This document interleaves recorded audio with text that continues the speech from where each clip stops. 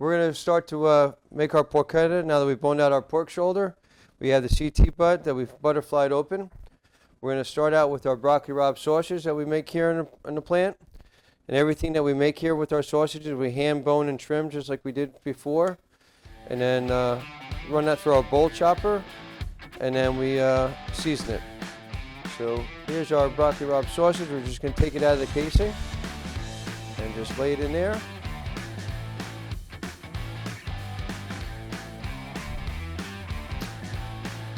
And so take the casing and put that on the side. There's real no ratio. We just kind of do make sure there's enough flavor there. That's why we're just adding some extra broccoli rabe here. And of course, when we go to roll it, we got the ends tend to pull out, but we'll show you how we fix that when we cook it. We got our broccoli rabe. And we're going to add our Pecorino Romano cheese, which is imported from Italy. That's the only one that we'll use as far as flavor profile. It's aged, and that's going to give you a little bit more of a better bite and sharper flavor to it than the stuff that's made here in the U.S. This is something we developed here in our test kitchen. We cut and bone quite a bit of pork shoulders every day. Wanted to come up with some different uses for the CT butt, and so we started playing around with it. We did a rosemary, which is traditional. The traditional porchetta is the belly and the loin all together. We find that the loin's too lean and the belly's too fat. Even though they roll that, it just doesn't have the profile that the pork shoulder does. You have a better marbling and a higher pH with your shoulder, and so it's going to be really tender and very moist, which you'll see when we go to cook it. It's going to almost fall apart. So now our seasoning that we're using is the same seasoning that we use for our broccoli rabe sausage. It's red pepper, garlic, a little bit of sea salt, black pepper. So we're just going to season that there like that, and then we're going to roll it. And as we roll it, we're going to season it a little bit more, a little runway. We're just going to season it just like that. And we do this all downstairs in our production plant, which is our USDA plant, which is inspected every day by the federal government. And here's our porchetta all ready to go. The only thing now we're going to do is just tie it. So when we go to cook it, it's going to hold its shape. So right now we have the Yankee Stadium buying this. They call it the Classic Pig. And they do it with a mayonnaise aioli, which is a little different than what we do. What we like to do is we like to build our own au jus. We use Worcestershire, red wine. Actually, the recipe is on our website at nicolusifoods.com, which you can check out. And it has a real nice flavor because as you roast this, basically roast the pork, it has its own natural juices, and the red wine and Worcestershire just kind of kicks it up a little bit. All right, so now we can sear it. We have a cast iron pan here with a little bit of olive oil.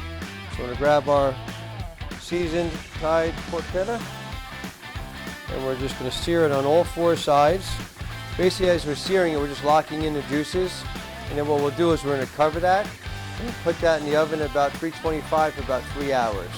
As we're searing this, we don't want to sear it too hot to where we start to burn the olive oil, and with that in mind, we're going to make the au jus with the olive oil and the searing process with the natural juices that come out. Once we do that, we're going to put that in a saucepan.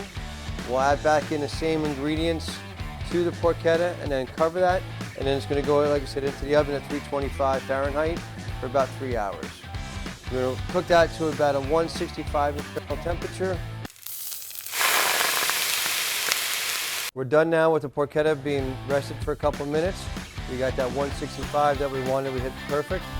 We're going to just remove our string that we tied to keep it in its shape so we don't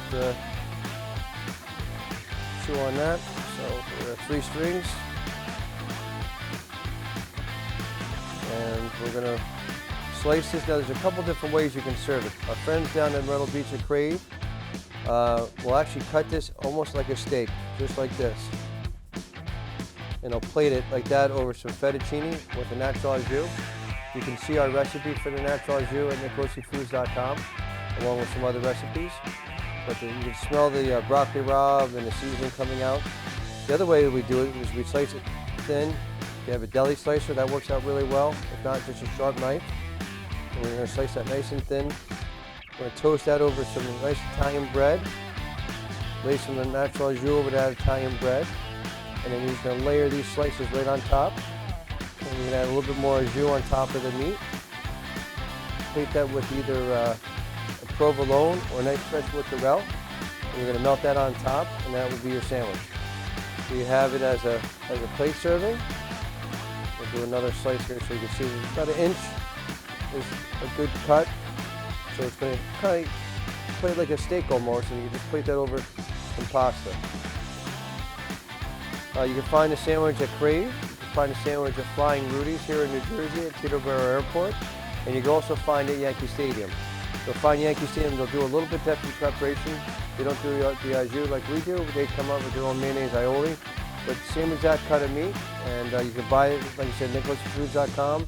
It's going to come to you flash frozen, and you can temper that out in your refrigerator for about 2 days, and then go back to searing it and going back to the recipe the way we talked earlier about it.